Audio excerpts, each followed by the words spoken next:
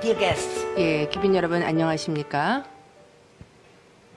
I'm grateful 먼저 for being here again 이 자리에 오게 at this 되어서 매우 conference after my fine 감사하다는 말씀이 experience 듭니다. in earlier 감사하다는 말씀을 conference 드립니다. 3 years ago 3년 before the 전에 COVID crisis. 제가 코로나가 있기 전에 컨퍼런스에 Now, 참석했었고 being here 이제 3년 again, 만에 I will 다시 이 drive 자리에 my 오게 되었습니다. presentation to give a 3년 만에 이 short 자리에 참석을 하면서 introduction. 간단하게 How can I, 저는 from my job studying comparative religions, ask, 저 연구에 대해서 observe 설명을 what are 드리고요. big challenges for religions 뿐만 아니라 either in 종교에 Germany 있어서의 위기에 or 대해서 in 조금 Korea, 말씀을 드리고 싶습니다. either in 한국이나 Christianity 독일이나 or in 뭐 Buddhism. 기독교가 되었든 And I 불교가 think you 되었든지 can 종교적 add 위기의 in your mind 시대를 지금 겪고 also 있다라고 on the 하겠고요. situation on 이 부분에 대해서 Argentina, 조금 on 말씀을 the 드리겠고 USA, 또 on 아르헨티나나 India, 뭐 on 미국이나 Jewish or 인도 또 뭐 Hindu and so 유대인, on 힌두교 context. 다 사실 비슷한 상황이기 때문에 이 부분에 대해서 I will 말씀을 try to 드리겠습니다. stick to my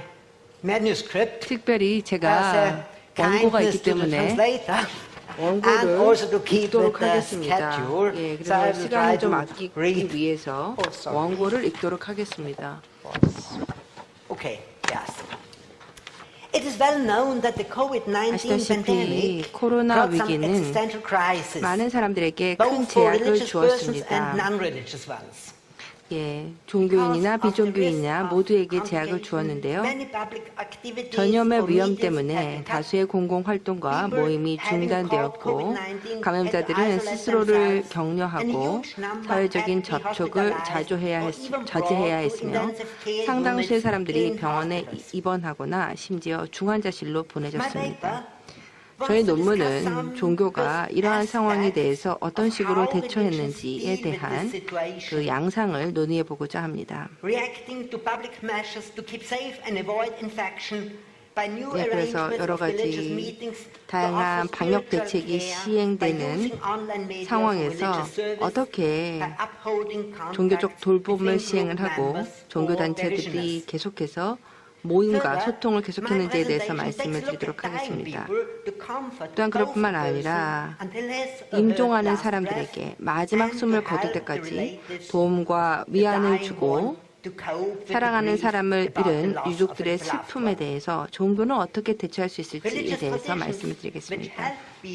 종교와 의학은 사람들이 자기의 신체와 정신적인 약점을 이해하고 대처하고 극복하는 데 도움을 주는 다양한 기법과 전통이 있습니다. 종교사에 있어서 치유의 신, 여신의 존재는 잘 알려져 있는데요. 부처와 예수 모두 사실은 직접적이든 은유적이든 의사 같은 존재로 묘사가 됩니다. 그래서 부처와 예수의 가르침은 모두가 영적인 건강을 주기 위한 약으로 표현이 됩니다. 의사가 아픈 사람을 치료하는 거랑 똑같습니다. 예, 그래서 부처 같은 경우에도 생로병사에 대해서 이야기를 했었었고 또한 이러한 사람들에 대해서 아픈 사람, 죽어가는 사람들에 대해서 자비를 베푸는 것이 도덕적인 함양을 할 수 있다라고 얘기를 한 바 있습니다. 예, 그래서 이렇게 보시게 되면 또한 마치 이 부처도 부처의 가르침을 아픈 사람을 치료하기 위한 약으로 묘사가 되고 있고요. 또한 예수 역시 의사이자 치유자로 묘사가 되고 있습니다. 그래서 예수의 가르침은 영적인 건강을 얻기 위한 약과 같다라고 이야기를 하고 있습니다. 의사가 아픈 사람을 치료하기 위해서 약을 쓰는 거랑 동일합니다. 이거 말고도 기타 다양한 신학적인 개념들이 있습니다. 2020년 봄에 코로나 대유행이 전 세계로 확산이 되면서 종교계는 이에 대해서 어떻게 대처해야 될지 고민하기 시작했습니다. 종교계의 대응을 보시게 되면은요, 그게 두 가지의 대응이 있는 것을 볼 수가 있습니다. 첫 번째는 단순히 종교를 강조하면서 신의 도움으로 위기를 극복하고자 라고 하는 것이고요.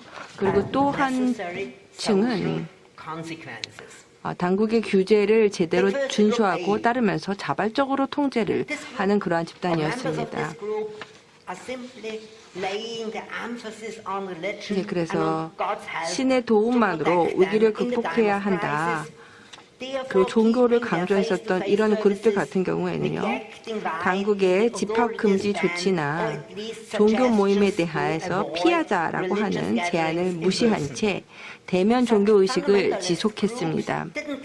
보다 좀 근본주의적인 어떤 종교를 추구하는 집단이라고 볼 수가 있겠고요. 그래서 정부의 방역 대책에 준수를 하지 않고, 또한 코로나라고 하는 것은 지구 종말과 관련된 그러한 위기다. 그래서 여기에서 구원을 받기 위해서는 신의 존재가 필요하다라고 주장을 했던 것입니다. 예. 그래서 이들은 사실은 정부 제안을 어겼기 때문에 많은 비판을 받았습니다. 그러나 이들은 이에 대해서 종교의 자유를 주창을 하였었죠. 이렇게 되면서 정부 당국과 충돌이 일어났고, 뿐만 아니라 코로나 감염이 더더욱 확산되는 기폭제 역할을 하기도 하였습니다. 그래서 실제로 보면은 극우주의 이 기독교 단체에서 한국에서도 그렇고 독일에서도 그렇고 실제 코로나 확산이 부추겨진 면이 굉장히 많습니다. 그 다음에 또 다른 그룹은 바로 정부 당국의 규제를 준수하면서 온라인이라든지 기타 대안을 통해서 이러한 종교 모임을 지속했던 집단을 들 수가 있습니다. 물론 이들도 이러한 방역 대책에 대해서 무조건적으로 찬성을 하진 않았지만 어느 정도 비판적이긴 했으나, 그러나 이것이 사실은 또 공중보건을 위해서는 어쩔 수 없는 필요하기다라고 생각을 하고 수용을 했던 것입니다. 이게 이제 대부분의 주류 종교 단체들이 되겠고, 혹은 자유주의 성향에 있는 그러한 종교 단체들, 진보주의적인 성향에 있는 종교 단체들입니다. 이들 같은 경우에는 정부 규제 당국의 규제를 준수를 하면서 다른 대안들을 찾아 나갔기 때문에 사실 이런 단체에서는 별다른 코로나 집단 감염이 발생하지 않았습니다. 뿐만 아니라 집단 감염을 예방하기 위한 다양한 예방 대책을 시행한 바 있습니다. 예, 그래서 이렇게 된 데는 두 가지 이유가 있겠는데요. 일단 로마 카톨릭 교회 같은 경우에도, 성당 같은 경우에도 인터넷을 통해서 미사를 진행을 하고 다양한 온라인을 활용을 했었습니다. 또한 중국의 상하이 옥불사의 예에서도 볼 수 있다시피 불교에서도 온라인을 통해서 연보를 진행을 했고, 비단 승려들뿐만이 아니라 일반 신도들도 코로나 상황에서 무엇을 할지 안 할지에 대한 그러한 상황들을 준수를 하면서 불공을 들인 바 있습니다. 자, 그래서 사실상 이런 식으로 해서 종교가 정부의 규칙을 준수를 하면서 그 구조적 질서를 가질 수가 있었던 것입니다. 예, 그래서 바이러스의 위협에 대처하는 종교 단체의 대응 방식이 이렇게 차이가 났던 것을 볼 수가 있습니다. 그리고 또한 이제 많은 사람들이 알게 된 것이 이 코로나 위기라고 하는 것이 자신에 대해서 성찰하고 조망해보는 어떤 새로운 기회다라는 생각을 하게 되었습니다. 어떻게 보자면 내가 싫은 건 다른 사람들도 하지 않고 내가 대우를 받듯이 다른 사람들에게 대우를 해야 되고, 누구에게도 해악을 끼치지 않아야 되고, 근데 그것이 나를 보호하는 것이고 나를 보살피는 것일 뿐만 아니라 다른 사람을 보살피는 것이다 라는 이러한 깨달음들을 갖게 된 것입니다. 또한 어저께 교수님께서도 많은 사례로 말씀을 하셨는데, 이와 관련해서 다양한 법적 논쟁도 있었습니다. 예, 그래서 이런 규제 준수와 관련된 법적 공방들이 많이 있었다라고 할 수가 있겠죠. 예, 그래서 이렇게 온라인을 활용하는 비대면 종교 의식들이 다양하게 탄생을 하게 되었습니다. 그래서 정부 대책에 준수하는 종교 집단들은 영적인 돌봄을 제공하기 위해서 디지털 종교 의식을 개발을 하게 되었습니다. 이렇게 해서 물리적으로 직접 만나지 않더라도 종교 의식을 지속할 수 있게 된 것입니다. 이렇게 되면서 커뮤니티 서비스에서 온라인 서비스로의 전환이 일어나게 되었고요. 예를 들어서 유명한 불교 사찰이나 혹은 로마 카톨릭 성당이 또 뿐만 아니라 대형 기독교 교회들 같은 경우에 이제 이들 같은 경우에는 탄탄한 IT와 또 재력이 있기 때문에 사실은 온라인상에서 이러한 종교 집회를 하는 것이 크게 무리가 없고 다양한 방송 장비를 비롯해서 다양한 기술을 활용한 종교의식을 지속했습니다.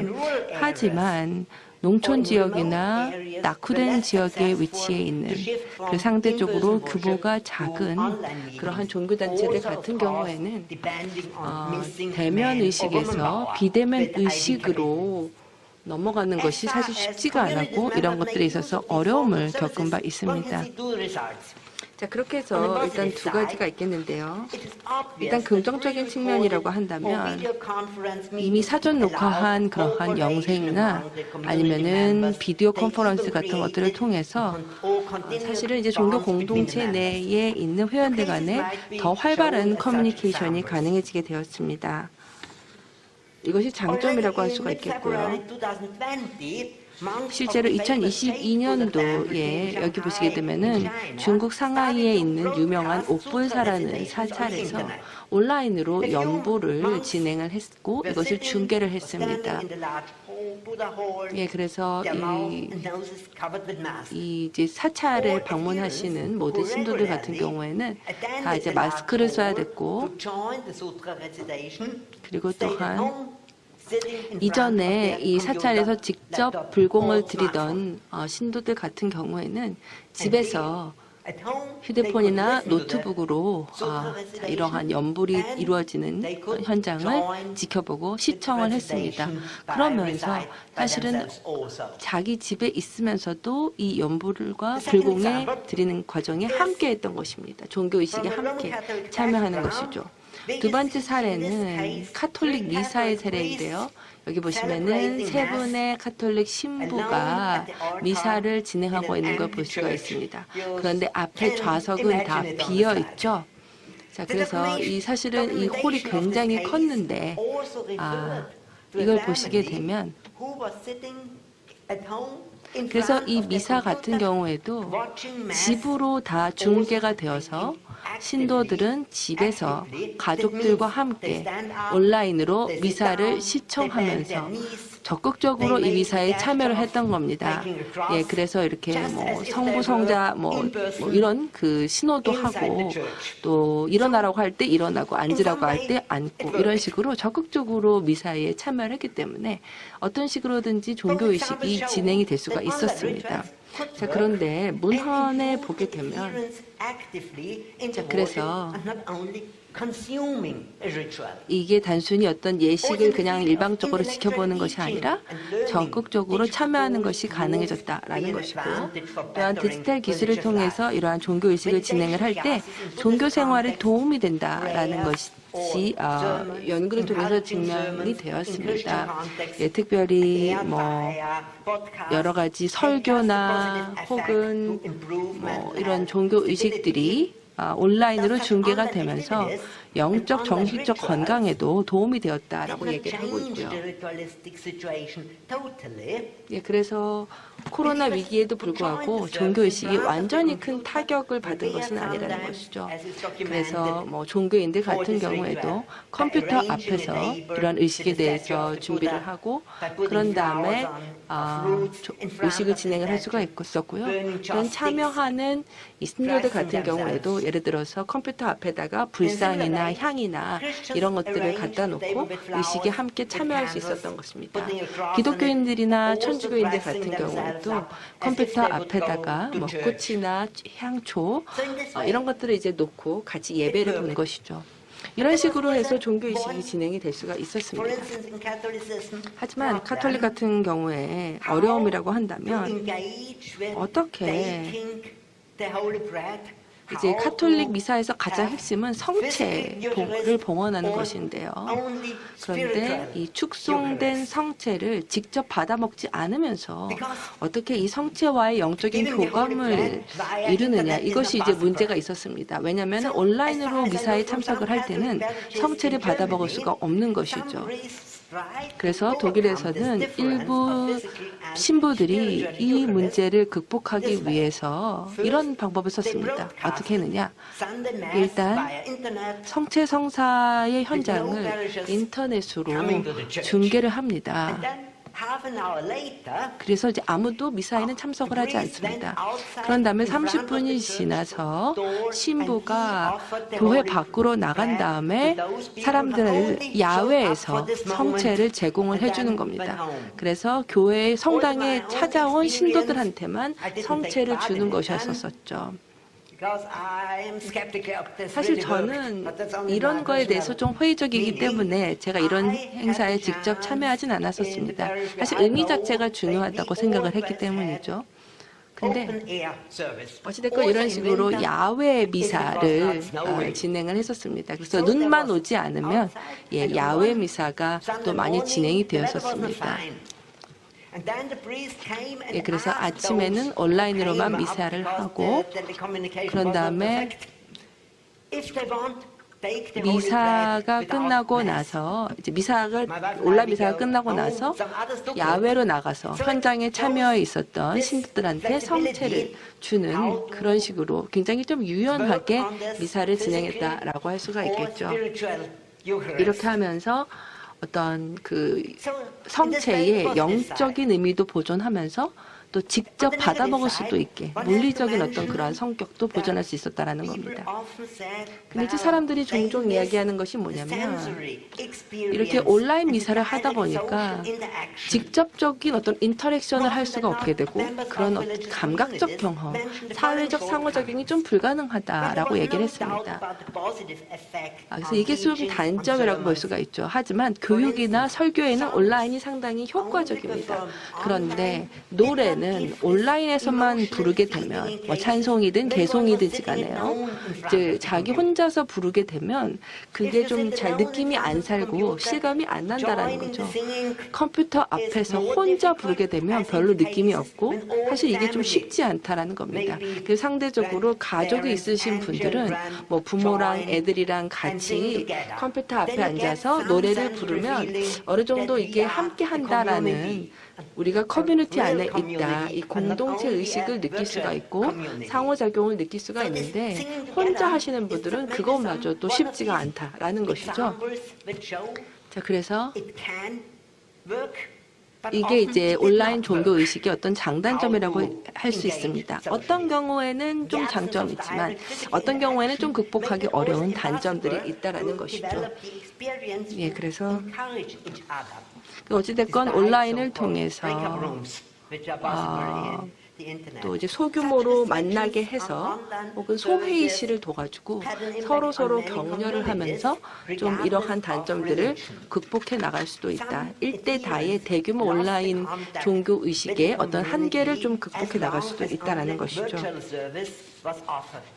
그래서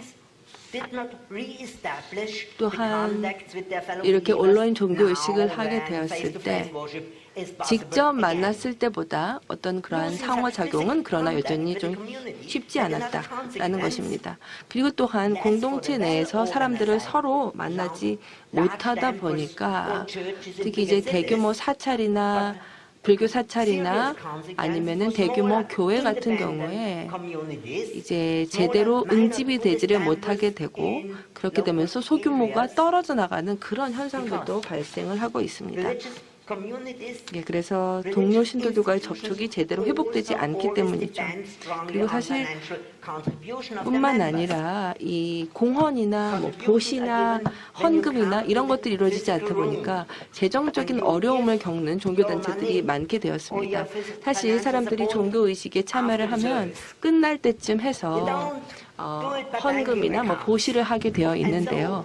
그런데 직접 이제 어떤 그 종교 현장에 오지 못하게 되다 보니까 직접 종교 의식에 참여를 하지 못하게 되니까 사실 종교 집단 입장에서는 재정적인 손실이 굉장히 클 수밖에 없다라는 겁니다. 뿐만 아니라 코로나 상황으로 인해서 많은 사람들이 소득을 잃었고 또 일자리를 잃은 경우도 많아서 이러한 종교단체에 돈을 내는 것이 쉽지 않게 되어버린 그런 어려움들도 있습니다. 그래서 이렇게 대면 종교의식을 금지하고 제한한 것이 두 가지의 결과를 낳았는데요. 이걸 잘 이제 온라인으로 전환한 종교 단체들도 있지만 그러나 잘 극복을 했다라고 하더라도 여전히 극복할 수 없는 그런 한계들이 좀 있었다라는 겁니다. 어떤 종교 단체적인 측면에서 지금까지 봤고요. 자, 그 다음에 개인적인 측면에서 코로나로 인해서 격리 상태에서 죽음을 맞이하는 사람들에 대해서 말씀을 드리도록 하겠습니다. 예, 그래서 사실 종교라고 하는 것은요. 어떤 정신 건강에 굉장히 큰 도움을 주는 그런 사회적 기능도 있습니다.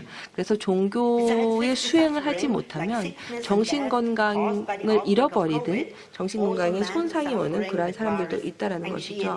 그래서 종교라는 것은 사실은 영적, 정신적 안녕에 있어서 중요하고요. 또한 코로나로 인한 다양한 불안을 대처하는 데에도 종교가 큰 역할을 하게 됩니다. 그래서 정신 건강을 개선하는 데 종교가 큰 역할을 하게 되죠. 어떤 면에서 보자면 종교라고 하는 것은 사회 전체의 발전에 대한 책임을 또 진다라고 할 수 있습니다. 저보다 여러분들이 더 잘 아시겠지만 한국 불교의 사례도 보시게 되면 옛날에 삼국시대 때 불교는 홍불교였었고 뿐만 아니라 다양한 불교 의식을 수행해서 나라를 지키고 평화를 지키는 그러한 형태로 불교가 많이 도입이 되었었습니다. 전쟁이 있거나 기아가 있거나 기타 다른 다양한 위기 상황에서 종교가 이런 상황에서 사람들을 구원할 수 있는, 구제할 수 있는 수단으로 불교가 많이 활용이 되었었죠. 자, 그래서 다음 슬라이드를 보시게 되면 대행선사 스님의 88년도에 하신 말씀이 나와 있습니다. 사실 그 당시에 누구도 코로나가 올 거라고는 상상도 못했겠습니다만 대행선사가 뭐라고 말씀하셨냐면 내 지갑의 평가, 나의 생객, 그리고 내가 그것을 간직하든 잃어버리든 내가 더 잘 쓴 더 못 살든 그게 다 내가 한 일이고 나의 근본입니다. 그래서 스스로에게 상기시키세요. 이런 식으로 누군가 모든 것을 자신의 근본에 계속 맡긴다면 스스로에게 불성의 맛을 경험하는 것이 어렵지 않을 것입니다. 모두 일상생활에서 이루어질 수 있습니다. 라는 것입니다.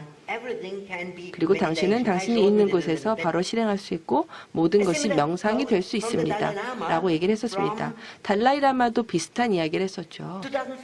2014년도에 마찬가지로 코로나가 있기 전에 이런 말을 했었는데요. 우리가 마음을 관찰하고 불안한 감정으로 인해 마음이 압도되는 것을 막을 수 있다면 우리는 이것을 선한 자질로 이끌려고 노력할 수 있습니다. 모든 좋은 자질들은 중생들에게 혜택을 주려는 마음에서 나옵니다. 우리는 사회적 동물이고 협력과 상호 의존이 우리 존재의 기초인 사회에서 살고 있습니다.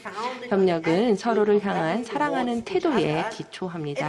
만약 우리가 이것을 가지고 있다면 우리 가족과 이웃, 사회 전반에 평화와 행복이 있을 것입니다. 라고 이야기를 했습니다. 그래서 마찬가지로 기독교에서도요.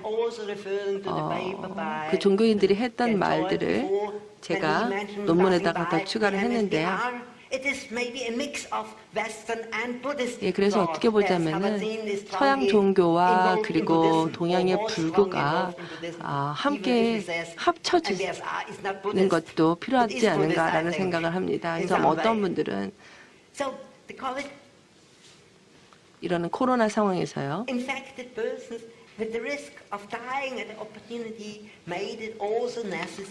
예, 어떻게 보자면 임종 과정에서의 종교적 수익이 얼마나 필요한지를 여실히 보여준 그러한 기회가 아니었나 싶습니다. 모든 종교는 다 나름의 전통을 가지고 이 임종하는 사람이 내세로 잘 갈 수 있도록 좋은 죽음을 맞이할 수 있도록 하는 그런 준비를 해주는 전통들이 있습니다. 그런데 이게 이제 중세 시대부터 기독교에서도 나온 것이고 불교에서도 이런 전통들이 있는데 코로나로 인해서 이러한 좋은 죽음이 아니라 추한 죽음을 경험하는 사람들이 많아지게 되었습니다. 추한 죽음이라는 것은 갑작스러운 죽음을 얘기하기도 하고요.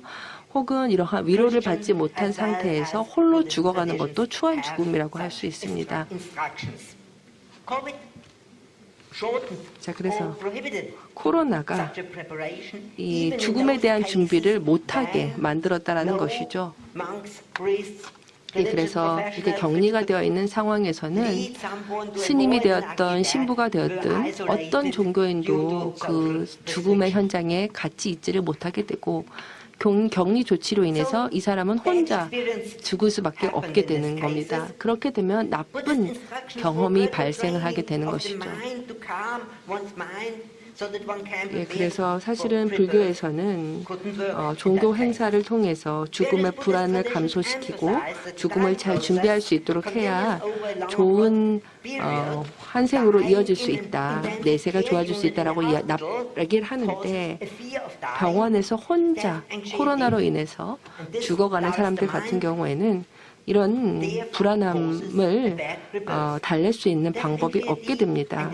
그래서 죽음으로 인해서 이제 죽음에 대한 불안으로 인해서 사람이 마음이 굉장히 약해지게 되고 이것을 진정시킬 수 있는 종교의식이 없게 되는 것이죠.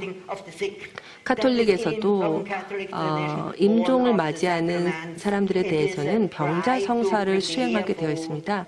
병자성사가 바로 이제 죽어가는 사람이 혹은 임종을 맞게 되는 사람이 내세로 가는 데 있어서 이 환자를 준비시키기 위한 건데요. 이거를 코로나로 인해서 수행할 수가 없게 되었습니다. 여기 보시면은 19세기에 카톨릭 신부가 그린 그림인데요. 병자의 성사 예식을 수행하기 위해서 축성된 성차를 병자에게 가져오는 카톨릭 사제의 모습입니다. 예, 그래서 보시면은 사제가 성체를 가지고 죽어가는 병자의 집을 방문을 해서 병자 성사를 수행하려고 가고 있는 그 모습을 보여주고 있는데요.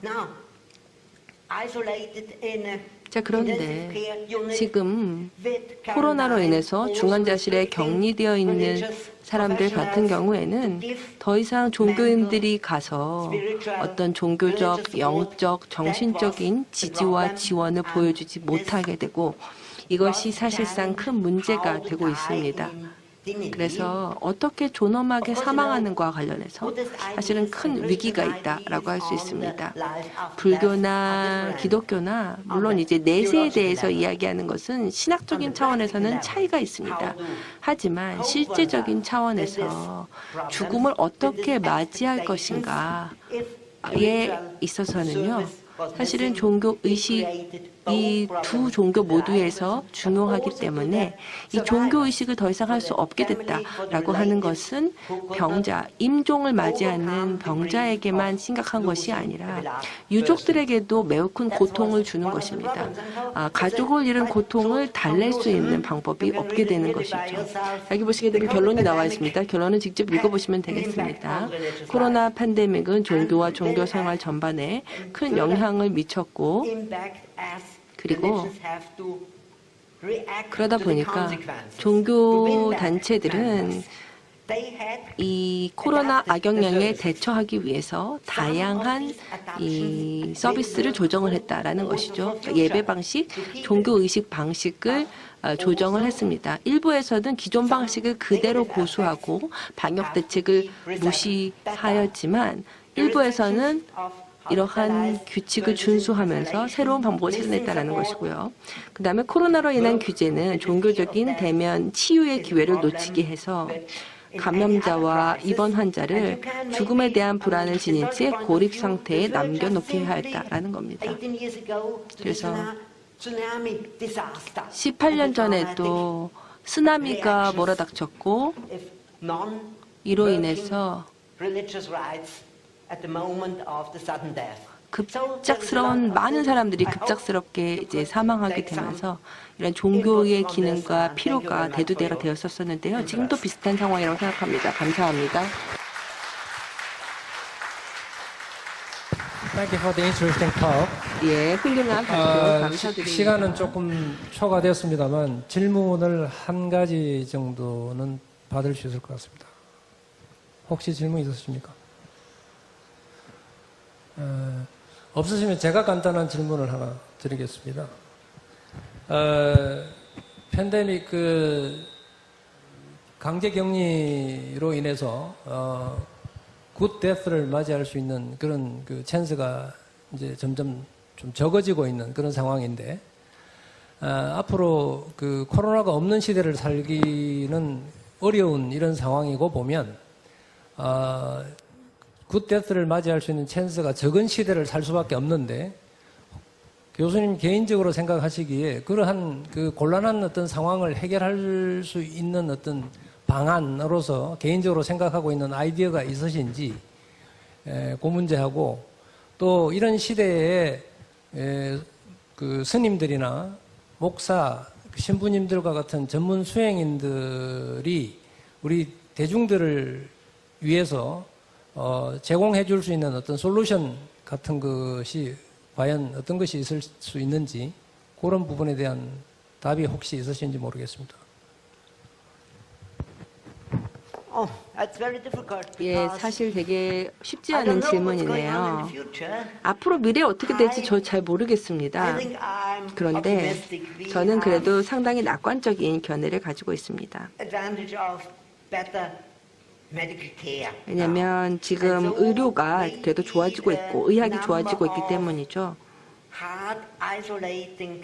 예, 그래서 뭐 정말 심각하게 격리가 되어 있는 케이스들이 앞으로도 있겠지만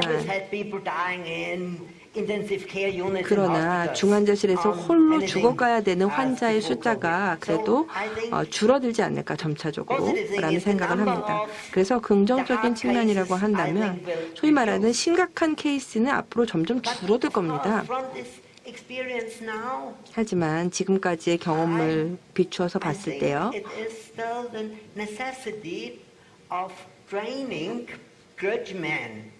어찌됐건 이러한 스님들의 격려가 매우 중요하다고 생각이 들고 예, 그렇게 해야 임종을 맞은 환자들이 격리에 있어서의 어떤 그러한 두려움을 극복할 수 있고